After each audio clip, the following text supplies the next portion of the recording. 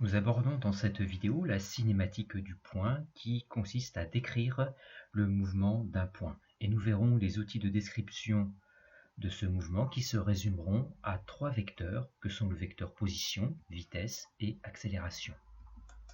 On s'intéresse dans toute la vidéo au mouvement d'un point noté grand G. Sur cet enregistrement dont l'échelle figure ici, la position de grand G est repérée toutes les 20 millisecondes.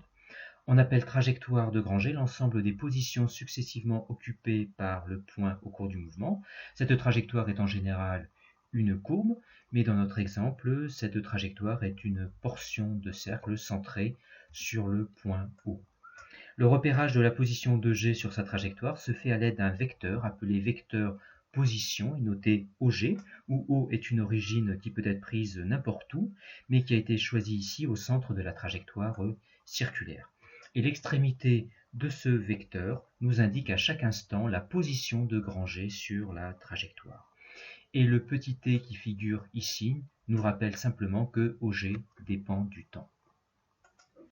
Le vecteur vitesse que nous allons définir ici va nous renseigner sur la façon dont le point G se déplace sur sa trajectoire. Définissons le vecteur vitesse par exemple à l'instant t10 et qui est noté v10. v10 traduit la variation du vecteur OG par seconde autour de l'instant t10, c'est-à-dire entre les instants t9 et t11. v10 est donc par définition le rapport de la variation du vecteur position noté delta OG, qui est égal à OG11 moins OG9, c'est-à-dire le vecteur position après moins le vecteur position avant, sur l'intervalle de temps correspondant noté delta t, qui est égal à T11 moins T9. On remarque que moins OG9 est égal à plus G9O, et le numérateur se résume au vecteur G9, G11. On en déduit que le vecteur V10 d'origine G10 est collinéaire au vecteur G9, G11 qu'on a représenté ici et est également de même sens que ce vecteur, c'est-à-dire dans le sens du mouvement, et de valeur égale à G9, G11 sur 2 fois tau, car il y a entre T11 et T9 deux fois la durée entre deux positions.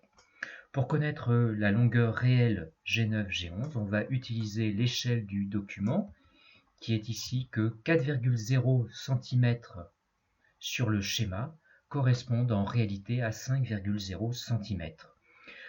Le segment fléché G9, G11 mesure 1,45 cm. On en déduit que la longueur réelle G9, G11 est égal à 1,45 fois 5,0 sur 4,0, c'est-à-dire 1,8 cm. Et si l'on veut calculer la valeur de V10 en mètres par seconde, on convertit les centimètres en secondes, et donc on multiplie par 10-2 au numérateur, et on convertit les millisecondes en secondes en multipliant par 10-3 au dénominateur. Et on trouve une valeur de vitesse de 0,45 mètres par seconde. Pour représenter le vecteur V10 sur l'enregistrement, on utilise cette fois une échelle des vitesses qui est ici que 3,2 cm représente une vitesse de 0,50 mètres par seconde. Ici, une vitesse de 0,45 mètres par seconde sera représentée par un segment fléché de longueur égal à 3,2 fois 0,45 divisé par 0,50, c'est-à-dire 2,9 cm. Le vecteur V10 sera donc représenté par un segment fléché de 2,9 cm. Le vecteur V10 d'origine G10 est collinéaire à G9, G11. C'est un vecteur qui est dans le sens du mouvement et qui est représenté par un segment fléché de longueur 2,9 cm. On voit en traçant le vecteur vitesse à d'autres instants que le vecteur vitesse est toujours tangent à la trajectoire et dans le sens du mouvement. Au sujet de l'approximation concernant la définition du vecteur vitesse, on remarque qu'on se rapprochera d'autant plus de l'égalité que l'intervalle de temps delta t tend vers 0.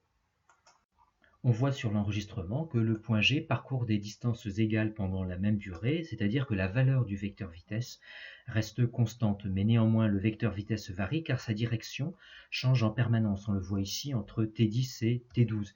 Et cette variation du vecteur vitesse entre ces deux instants est à l'origine du vecteur accélération à l'instant T11 que l'on note A11. Et plus précisément, le vecteur accélération A11 correspond à la variation du vecteur vitesse par seconde autour de l'instant T11, ce que traduit le rapport ΔV sur ΔT, où la variation du vecteur vitesse noté ΔV11 est égale au vecteur vitesse après, V12, moins le vecteur vitesse avant, qui est V10, divisé par l'intervalle de temps ΔT, qui est égal à T12 moins T10. Pour construire ΔV11, on remarque que ΔV11 est égal à la somme de deux vecteurs, V12, plus l'opposé du vecteur V10, c'est-à-dire moins V10. En mettant bout à bout graphiquement ces deux vecteurs, V12 et moins V10, on obtient le vecteur ΔV11. Le vecteur A11 est donc, d'après sa définition, collinéaire et de même sens que le vecteur ΔV11 qui a été obtenu graphiquement. Et sa valeur est égale à la valeur de ΔV11 sur 2 fois tau, qui est la durée entre chaque position. Pour connaître la valeur de ΔV11, on utilise l'échelle des vitesses, qui est que 3,2 cm représente une vitesse de 0,50 mètres par seconde. Ici, ΔV11 est représenté par un segment fléché de longueur 0,65 cm. On en déduit que ΔV11 est égal à 0,65 fois 0,50 sur 3,2, c'est-à-dire 0,10 mètres par seconde. On en déduit la valeur de l'accélération A11 qui est de 2,5 mètres par seconde, c'est-à-dire des mètres secondes moins 2, l'unité de l'accélération. Pour connaître la longueur du segment fléché représentant le vecteur accélération A11, on utilise cette fois l'échelle des accélérations, qui est que 1,0 cm sur le schéma représente une accélération de 1,0 mètre seconde moins 2. Et donc une accélération de 2,5 mètres seconde moins 2 sera représentée par un segment fléché de longueur 2,5 cm. Le vecteur A11 d'origine G11 est collinéaire et de même sens que ΔV11 qui a été construit graphiquement et correspond à un segment fléché de longueur 2,5 cm. Au sujet de l'approximation de la définition du vecteur accélération, on remarque qu'on se rapprochera d'autant plus de l'égalité que l'intervalle de temps ΔT tend vers 0. En résumé, pour construire un vecteur accélération à un instant t, comme par exemple à l'instant t11, il faut construire les vecteurs vitesse juste avant et juste après l'instant t11. Ces vecteurs vitesse sont tangents à la trajectoire respectivement en G10 et G12 dans le sens du mouvement et ont la même valeur. On en déduit graphiquement le vecteur ΔV11 qui est égal à V12 plus moins V10. À l'aide de l'échelle des vitesses, on en déduit la valeur de ΔV11, ce qui nous permet de calculer la valeur de l'accélération A11.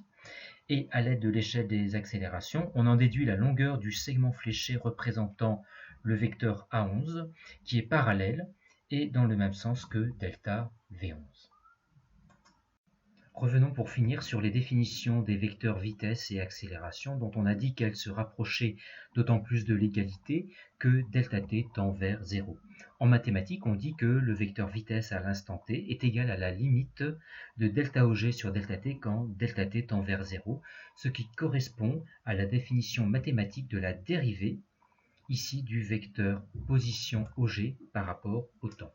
De même, on dit que le vecteur accélération à l'instant t est égal à la limite de ΔV sur ΔT quand ΔT tend vers 0, ce qui correspond en mathématiques à la définition de la dérivée ici du vecteur vitesse par rapport au temps.